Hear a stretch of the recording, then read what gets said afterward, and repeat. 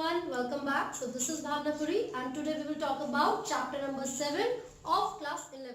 Tissues यानी कि अब हम बात करेंगे मसल्स के बारे में. सो बेसिकली किसी भी एनिमल के अंदर कितने तरीके की यानी कि कितने टाइप्स की मसल्स मिलती है. तो ये जो मस्कुलर टिश्यूज है, सबसे पहली बात इनका फंक्शन हम पढ़ लेते हैं, फिर हम टाइप्स की तरफ चलेंगे. These are the specialised tissues that help in the contraction, that help in the contraction and relaxation of the body parts. अब किस तरीके से होगा? फॉर एग्जाम्पल, अगर किसी भी एक्सटर्नल स्टिमुलस के लिए हम रिस्पॉन्स देना चाहते हैं, ठीक है, एक्सटर्नल स्टिमुलस का मतलब क्या है? कोई भी एक्सटर्नल फैक्टर. तो किसी भी फैक्टर के लिए जब हम रिस्पॉन्स देना है, मान लीजिए कुछ ठंडा या गर्म हमें अपनी स्किन पर फील हुआ है, तो फिर हम अपने हैंड्स को मूव करते हैं, ठीक है. तो ये जो मूवमेंट या फिर जो लोकोमोशन हम शो करते हैं, उसमें किसका एक बहुत ही इंपॉर्टेंट रोल है? मसल्स का. So muscles are the specialized structures that help in the contraction and relaxation. As a result, we can respond. हम क्या कर सकते हैं? Response कर सकते हैं. So muscular tissues के अंदर कुछ specialized protein होते हैं, जिनको हम contractile proteins भी कहते हैं, या फिर myofilaments कहते हैं. Myo का मतलब होता है muscles. Myo का मतलब muscles. So these are the myofilaments, यानी कि muscular filaments which are present and help in the contraction and relaxation. ठीक है. So what are the different types of the muscular tissues? So here we can see this muscular tissues of 3 types. अब वो कौन कौन से 3 types हैं? आप देख सकते हो कि हमारी बॉडी में 3 तरीके की मसल्स मिलेंगी. तो सबसे पहले we are talking about the skeletal muscles. कौन सी? skeletal muscles. Then second category में हम smooth muscles या फिर विसरल मसल के बारे में बात करेंगे. Third is the cardiac muscle. Cardiac जो वर्ड है, जो टर्म है, वो हम किसके लिए यूज करते हैं? हार्ट के लिए, दिल के लिए यूज करते हैं, ठीक है. तो अब कुछ ना कुछ डिफरेंस होगा इन तीनों ही तरीके की मसल्स में, तभी इनको हमने अलग अलग कैटेगरीज में डिवाइड किया हुआ है. So what are the differences and the location? तो अगर स्केलेटल मसल्स की हम बात करते हैं, तो जो हमारा स्केलेटल सिस्टम होगा, जो हमारा स्केलेटल सिस्टम होगा, जो हमारे लिम्ब्स होंगे, उसमें कौन से तरीके की मसल्स होती हैं? स्केलेटल मसल्स होती हैं. और विसरल के लिए, स्मूथ के लिए मैंने बोला कि these are also called visceral muscles. तो यानी कि ये विसरल ऑर्गन्स में प्रेजेंट होंगी, ग्लैंड्स में प्रेजेंट होंगी. और कार्डियक मैंने आपको बताया, these are the muscles which are located in the heart wall. ठीक है. तो चलिए, जो स्केलेटल मसल्स हैं, क्योंकि ये स्केलेटल सिस्टम में प्रेजेंट होती है, तो हमारी पूरी बॉडी का एक तरीके से बोन्स के साथ अटैच होकर ये वेट को भी कैरी करने में मदद करेंगी. साथ साथ कॉन्ट्रैक्शन और रिलैक्सेशन तो उनका मेन फंक्शन है ही. जब भी स्केलेटल मसल के स्ट्रक्चर के बारे में हम बात करेंगे, so you will observe that these are किस तरीके के? Cylindrical. These are cylindrical muscles with a single nucleus in them. तो अगर एक ही न्यूक्लियस प्रेजेंट होगा तो उसको हम क्या बोलते हैं? बहुत सारे न्यूक्लियस होते हैं, मल्टी न्यूक्लिएटेड होते हैं. Multi nucleated, not single. This muscle is multi nucleated. ठीक है. जब हम किसके बारे में बात करेंगे? स्मूथ मसल के बारे में. तो ये स्मूथ मसल्स होती हैं जिनका टेपरिंग एंड होता है. You can see like this, it has a tapering and and this is elongated structure with a single nucleus in this. Skeletal muscle में बहुत सारे न्यूक्लियस हैं. स्मूथ मसल यूनिन्यूक्लिएटेड होगी, यानी कि सिंगल न्यूक्लियस के साथ. This is the another one, it also has a single nucleus, right. अगर कार्डियक मसल के बारे में आप बात करोगे, सो you will observe certain branches in this. It has certain branches like this. अब यहाँ पर कुछ इस तरीके के स्ट्रक्चर आपको नजर आएंगे which are called striation. ये भी मल्टी न्यूक्लिएटेड है, मतलब इसके पास भी बहुत सारे न्यूक्लियस होंगे. ठीक है. तो जो मेन डिफरेंस है स्केलेटल मसल और कार्डियक मसल में, वो क्या होगा? See, it also has many nucleus, this also has many nucleus, but ये जो न्यूक्लियाई की प्रेजेंस है, इसके अलावा जो डिफरेंस होता है वो ये है, it is not branched, whereas the cardiac muscles are branch. ये तो एक डिफरेंस हमने स्केलेटल में और कार्डियक मसल में पढ़ा. ठीक है. तो ये क्या थी? अनब्रांच. ये कैसी थी, अनब्रांच्ड, ये भी अनब्रांच्ड होती है। क्लियर है? आगे बढ़ते हैं फटाफट से। क्योंकि स्केलेटल मसल्स को, लिम्स की मूवमेंट्स को हम कंट्रोल कर सकते हैं, so on the basis of the ability to control these muscles, skeletal muscles are called, क्या बोलेंगे उसको, वॉलंटरी मसल्स, क्योंकि these are under our control. तो वो मसल्स जो हमारे कंट्रोल में होंगी वो वॉलंटरी है, लेकिन क्योंकि हम स्मूथ मसल्स को कंट्रोल नहीं कर सकते, है ना, जैसे कि आप देख लीजिए ब्लिंकिंग ऑफ आईज, ठीक है, या फिर इसके साथ इसोफेगस की मूवमेंट हो गया, तो जो सॉफ्ट ग्लैंड्स है, सॉफ्ट ऑर्गन्स है, जहां पर ये स्मूथ मसल्स प्रेजेंट है, हम उनकी एक्टिविटीज को कंट्रोल नहीं कर सकते हैं, इसीलिए इन मसल्स को क्या बोलते हैं, involuntary muscle. Similarly, since we cannot control the activities of cardiac muscles, यानी कि हार्ट, इसलिए इसको भी बोलेंगे involuntary। हमने यहाँ पर देख लिया कुछ डिफरेंस, आगे बढ़ते हैं। अच्छा, एक और चीज अब अगर आप देखोगे तो यहाँ पर जो लाइन मैंने बनाई है, it will be like this, ये स्ट्रिएशंस होती हैं, these are the striations, ठीक है। अब ये जो स्ट्रिएशंस यहाँ पर प्रेजेंट है, ये क्या है, जब हम मसल्स के स्ट्रक्चर को ऑब्जर्व करेंगे, सो मैं आपको डिटेल में बता देती हूँ। मान लीजिए कि कोई एक मसल, कौन सी ले रहे हैं हम, स्केलेटल मसल ले, तो स्केलेटल मसल्स, उसके अंदर बहुत सारे सेल्स प्रेजेंट होंगे, it will be having many cells, ठीक है। इस पूरे elongated स्ट्रक्चर को फेसिकल कहा जाता है, which has muscle cells या फिर muscle fibers, this is the muscle cell और muscle फाइबर, ठीक है। ये हम बात कर रहे हैं स्केलेटल मसल के बारे में। The entire group of the muscle cells is called a fascicle, और ये जो मसल सेल है या जो मसल फाइबर है, जब आप इसको ऑब्जर्व करोगे, when you will observe this muscle fibre और मसल सेल, तो उसके अंदर आपको क्या दिखेगा, सबसे पहली चीज, this is the plasma membrane, and in the case of skeletal muscles, this plasma membrane is called sarcolemma, sarcolemma।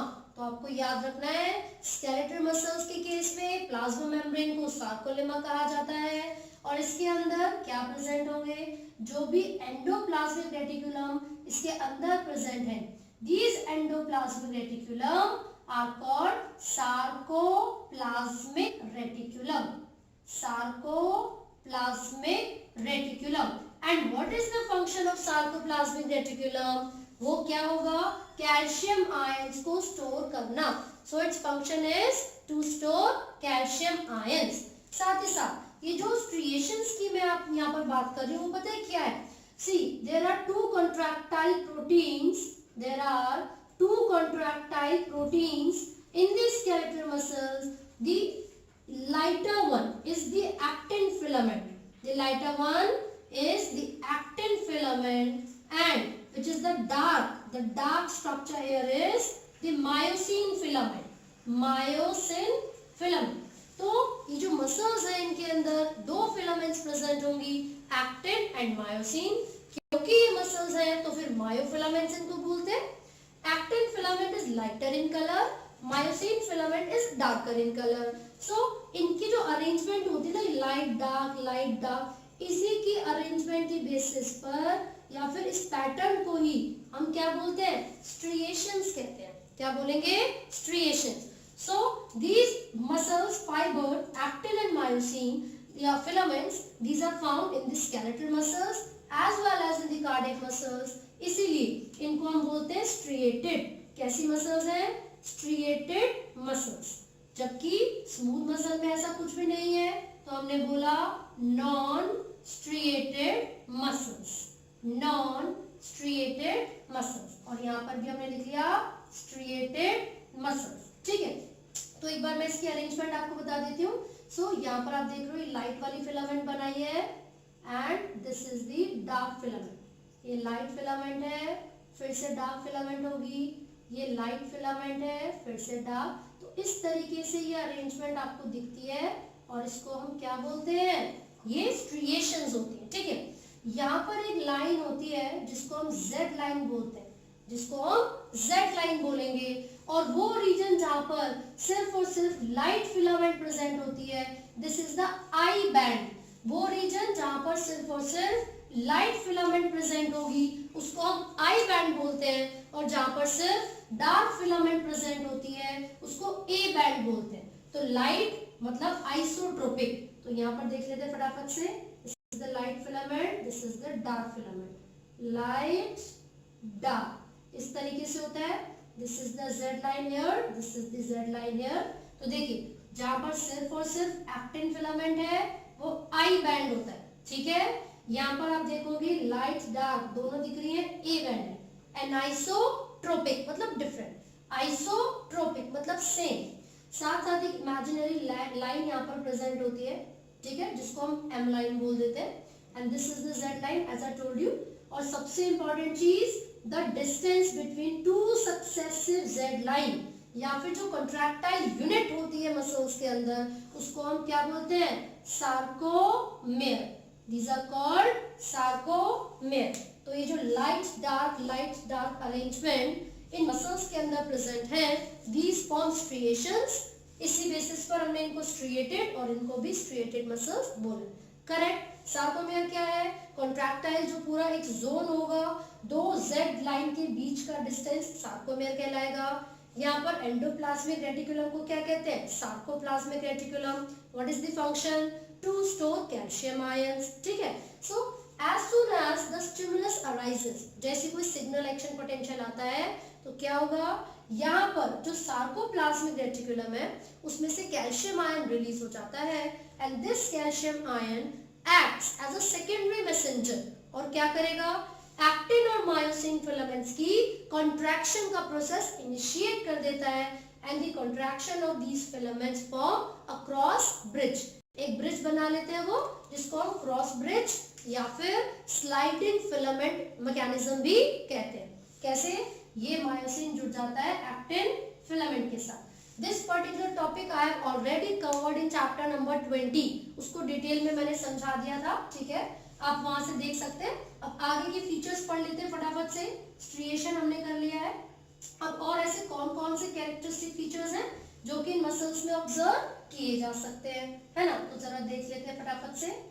तो मैंने बताया था ब्रांच्ड और अनब्रांच्ड होने के अलावा स्केलेटल और कार्डियक मसल में एक और डिफरेंस है, वो ये है, they have certain specialised disc shape structures which are called intercalated disc. Intercalated disc, and this intercalated disc is responsible किस चीज के लिए, क्या काम करेगा, कोऑर्डिनेशन मेंटेन करेगा, ताकि हमारे हार्ट की जो सारी मसल्स हैं वो एक ही साथ यानी कि simultaneously they may undergo contraction as well as relaxation. तो यहाँ पर जो इंटरकैलेटेड डिस्क है, they act as the junction in the cardiac muscles and allow the contraction and relaxation और द कोऑर्डिनेशन या फिर कोऑर्डिनेटेड मूवमेंट, ठीक है। चलिए अब इसके अलावा कौन कौन से फीचर्स हम इन मसल्स के अंदर ऑब्जर्व कर सकते हैं। साथ साथ आप ये देख सकते हो कि ये जो स्केलेटल मसल्स होती हैं, मैंने यहाँ पर ऑलरेडी मेंशन कर दिया, लिम्स में प्रेजेंट है। ये कहाँ हो सकती हैं, आईज में हो सकती है, इसोफेगस में हो सकती है, सॉफ्ट ग्लैंड में भी हो सकती है।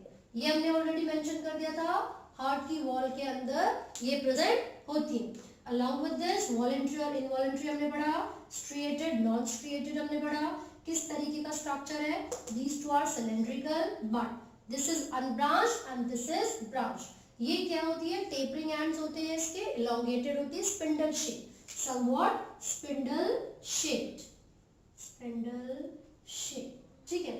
चलिए तो यहाँ तक आपको अच्छे से पढ़ना है, this covers the entire muscular tissues. अब जो अगला टॉपिक हम डिस्कस करेंगे वो कौन सा होगा, that will be the neural tissues. So nervous system से रिलेटेड यहाँ पर हम बात कर रहे हैं न्यूरल टिश्यूज के बारे में, जिसको आपने दो टर्म में पढ़ा होगा, एक होता है न्यूरॉन और एक होता है न्यूरोगेलिया या फिर ग्लिया सेल्स, ठीक है, ग्लायल सेल्स भी उनको कहा जाता है। सो बेसिकली जो न्यूरल टिश्यूज है, these are the tissues that help in the coordination as well as in the response to the stimulus।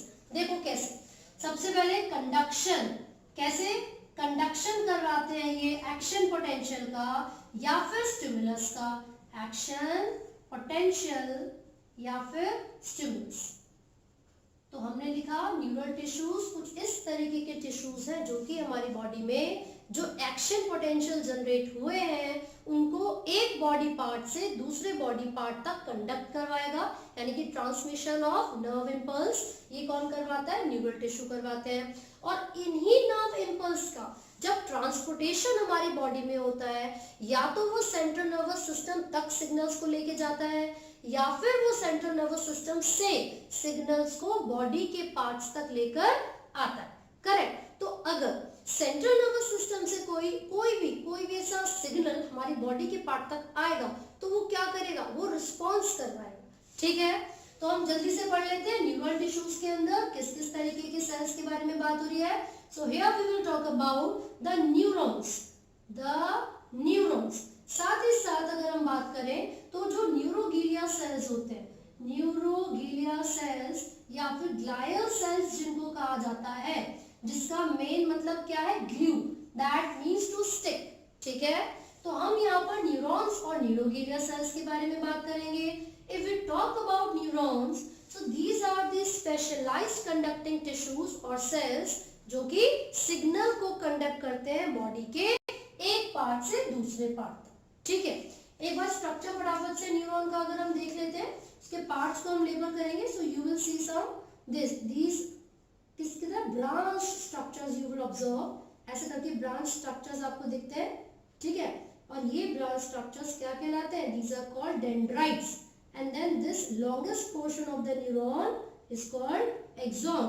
और यहाँ पर ऐसे कुछ swallow यानी कि थोड़े बड़े से फूले हुए से स्ट्रक्चर्स आपको मिलेंगे, which is the nerve ending और the axon ending। ठीक है, अब यहाँ पर you will observe a nucleus, और सबसे पहली चीज ये नॉन डिवाइडिंग सेल्स होते हैं, तो आपको याद रखना है। ठीक है, और अगर ये नॉन डिवाइडिंग सेल्स हैं तो इसका मतलब है ये डिवाइड नहीं करेंगे, आगे चल के कोई डिवीजन इनके अंदर नहीं होगी। ठीक है, और सबसे ज्यादा जो कलेक्शन होता है न्यूरॉन्स का वो सेंट्रल नर्वस सिस्टम में प्रेजेंट होता है। ठीक है, that includes brain and spinal cord. तो आपने ऑब्जर्व भी किया होगा, कभी सुना होगा ये टर्म ब्रेन ट्यूमर।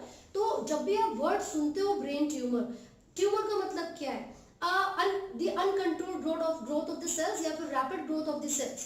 जो नॉर्मल सेल्स की ग्रोथ होनी चाहिए थी उससे काफी ज्यादा अगर बॉडी के सेल्स की ग्रोथ होती है, so it leads to the formation of a tumour. Right, तो जो ब्रेन ट्यूमर है उसके अंदर ये न्यूरॉन्स तो डिवाइड कर नहीं रहे, तो वो कौन से सेल्स होंगे जो डिवाइड कर रहे हैं और ट्यूमर बना रहे हैं, so that must be the glial cells या फिर न्यूरोग्लिया।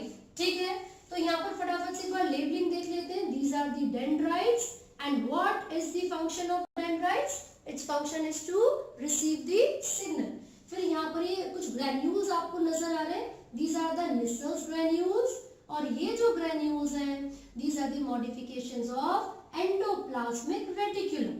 ठीक है, फिर यहाँ पर क्या है, न्यूक्लियस प्रेजेंट है, दिस इज द न्यूक्लियस।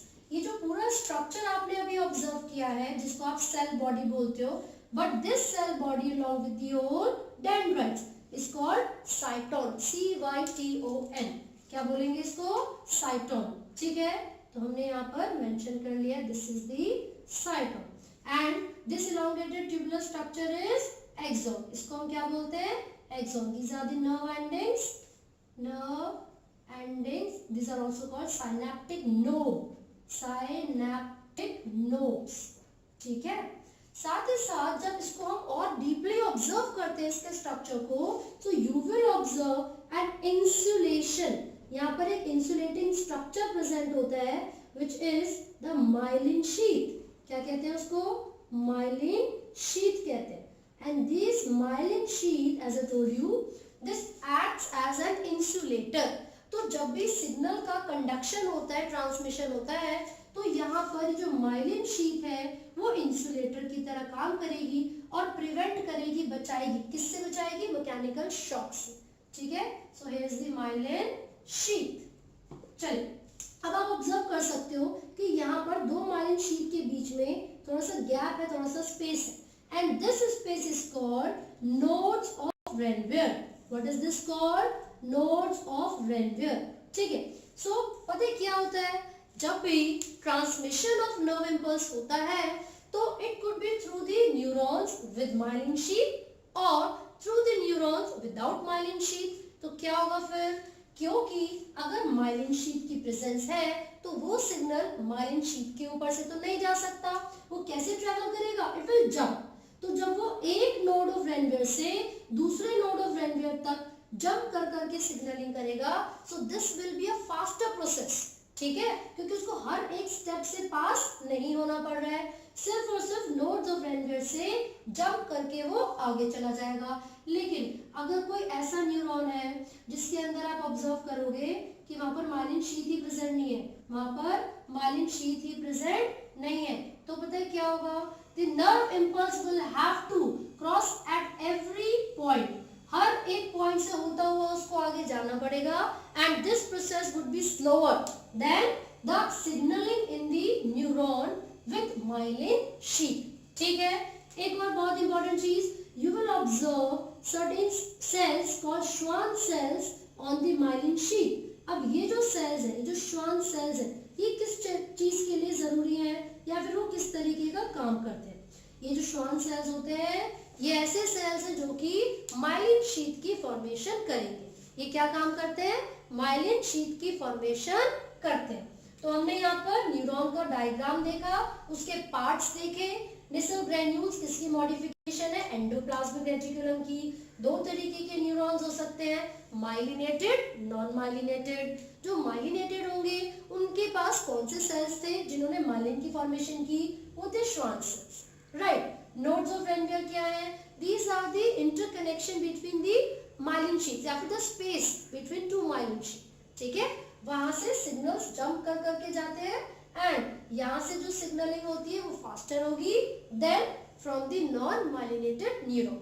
ये तो सब क्लियर हो गया, ठीक है। अब आपको क्या जानना है, अब आपको ये देखना है कि जब ट्रांसमिशन ऑफ इम्पल्स हो रहा था तो उसमें एक साइनेप्टिक नोड, एक न्यूरॉन का जो साइनेप्टिक नोड है वो दूसरे न्यूरॉन तक सिग्नल को कंडक्ट करवा रहा था, है ना। और सिग्नल को रिसीव करने का काम किसका था, वो डेंड्राइट्स का फंक्शन था। जब पहले न्यूरॉन की बात होती है इसको प्री साइनेप्टिक न्यूरॉन कहते हैं, जब सेकेंड न्यूरॉन की बात होती है इसको पोस्ट साइनेप्टिक न्यूरॉन कहा जाएगा। प्री मतलब पहले, पोस्ट मतलब बाद में। तो जैसे ही यहाँ पर सिग्नल कंडक्ट किया जाएगा it will B electrical signal, लेकिन जब दो न्यूरॉन्स के बीच में यानी कि साइनेप्स में, दो न्यूरॉन्स के बीच का जो जंक्शन होता है उसको क्या कहते हैं, साइनेप्स। लेकिन जैसे ही साइनेप्स में उन सिग्नल को रिलीज किया जाएगा so it will be a chemical signal and the example of this chemical signal would be acetyl choline, acetyl choline, and these are called neurotransmitter. इनको क्या कहते हैं, न्यूरोट्रांसमीटर। तो यहाँ पर सबसे ज्यादा इंपॉर्टेंटली एक एग्जांपल न्यूरोट्रांसमीटर का क्या पढ़ा है हमने, acetyl choline. Other than this, dopamine also acts as a neurotransmitter, ठीक है। तो ये पूरा स्ट्रक्चर हम पढ़ चुके हैं। Now we will talk about the neuroglial cells और the glial cells, ठीक है। तो जब अगर हम बात करते हैं ना पूरे सेंट्रल नर्वस सिस्टम की या वॉल्यूम की, तो most of the volume is covered by these neuroglial sales. बहुत सारी जो काफी वॉल्यूम है वो कौन कवर करता है, न्यूरोग्लियल सेल्स कवर करते हैं, है ना। अब ये करते क्या है, मैंने बोला ग्लू करते हैं, बेसिकली इसका मतलब है टू स्टिक। ये एक तरीके से सपोर्टिंग सेल्स होते हैं और किसको सपोर्ट करेंगे, न्यूरॉन्स को सपोर्ट करेंगे, so that the transmission of the nerve impulse could be done easily. साथ ही साथ ये जो न्यूरोग्लियल सेल्स है ये क्या करेंगे, जो न्यूरॉन्स है उसके थ्रू क्या हो रहा है, सिग्नल्स का कंडक्शन या फिर ट्रांसमिशन हो रहा है ना। तो हो सकता है कि वो डैमेज हो जाए तो उनको डैमेज होने से भी बचाएंगे, साथ साथ जो शॉक हो सकता है, जो आयंस की मूवमेंट की वजह से करंट प्रोड्यूस हो सकता है उसको भी रिड्यूस करते हैं, ठीक है। अब we will study about the types of the neuroglial cells and this could be of 3 types, ठीक है। सबसे पहले एस्ट्रोग्लियल सेल्स देख लेते हैं। देखो एस्ट्रोग्लिया, एस्ट्रो का मतलब है स्टार शेप, कैसी शेप होती है इनकी, स्टार शेप। तो जो एस्ट्रोग्लियल सेल्स हैं जो कि एक्चुअल में स्टार शेप्ड होते हैं, ये काफी ज्यादा इंपॉर्टेंट होते हैं और ये किस चीज में हेल्प करेंगे, ये ब्लड सप्लाई को, ब्लड सप्लाई एंड नर्व्स, इनके साथ कनेक्शन प्रोवाइड करवाने में हेल्प करते हैं। So the astroglial cells or the star shaped cells are very important in providing the blood supply as well as the connection with the nerves. दूसरे कौन से हो सकते हैं? दूसरे आप इसके अंदर माइक्रोगिलिया को ऑब्जर्व कर सकते हो। माइक्रोगिलिया ये किसकी तरह काम करेंगे? ये फैगोसाइटोसिस होते हैं नेचर में। मैक्रोफेजेस की तरह भी लिख सकते हो आप। फैगोसाइटोसिस क्या करेंगे? ये जो डैमेज सेल्स होते हैं, डेड सेल्स होते हैं, उनको रिमूव करने में मदद करते हैं। Next one is the oligodendrocytes. Oligodendroglia भी कहा जाता है इनको। अब इनका क्या काम होगा? बेसिकली जो श्वान सेल्स हमने पढ़े थे ना, वो श्वान सेल्स क्या है? This is a type of oligodendroglia. क्यों? क्योंकि उनका मेन फंक्शन भी माइलिन की फॉर्मेशन था, and these cells also perform the function of या फिर फॉर्मेशन ऑफ माइलिन शीथ। तो यहाँ पर हमने देखा न्यूरॉन्स और न्यूरोगिलिया के बारे में। तो neuroglia these are called glial cells, that means to glue और टू स्टिक टुगेदर। ठीक है, ये सपोर्टिंग सेल्स होते हैं न्यूरॉन के केस में, and they cover most of the volume of central nervous system. साथ ही साथ these are of three types, astrogalia which are in star shape and provide connection with the blood supply and the nerves। ताकि देख इसकी जरूरत क्या है? इसकी जरूरत है कि जो न्यूरॉन्स है उनको प्रॉपर न्यूट्रिशन या नरिशमेंट समय समय पर मिलता है। ठीक है, और दूसरे microglia that act as a phagocytosis और मैक्रोफेजेस। दूसरा है ओलिगोडेंड्रोगिलिया, ये माइलिन शीथ की फॉर्मेशन में हेल्प करते हैं, and one such example of oligodendroglia is Schwann cells. So here we complete the topic junctions। Basically आपने सेल जंक्शंस में 3 टाइप्स पढ़े हैं, जिसमें टाइट जंक्शन, गैप जंक्शन और एडेरिंग जंक्शन पढ़ते हैं। लेकिन जो मेजर कैटेगरीज अगर इसके अंदर हम ऑब्जर्व करेंगे, so you will see that these cell junctions are divided into 3 major categories, और उन्हीं के एग्जांपल्स होते हैं टाइट जंक्शन, गैप जंक्शन या फिर एडेरिंग जंक्शन। तो वो कौन सी कैटेगरीज होती है? सबसे पहले अगर हम बात कर रहे हैं तो ऑक्लूडिंग जंक्शन उसको कहा जाता है, जिसका एक एग्जांपल टाइट जंक्शन आप पढ़ते हो, ऑक्लूडिंग जंक्शन। तो बेसिकली इसके अंदर क्या होगा, पहले हम उसका एक एग्जांपल लिख लेते हैं। हम यहाँ पर मेंशन कर रहे हैं tight junction, right.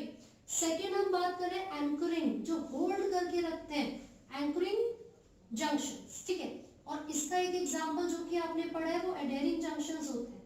These are adhering junctions, right? Now the third one is communicating junction।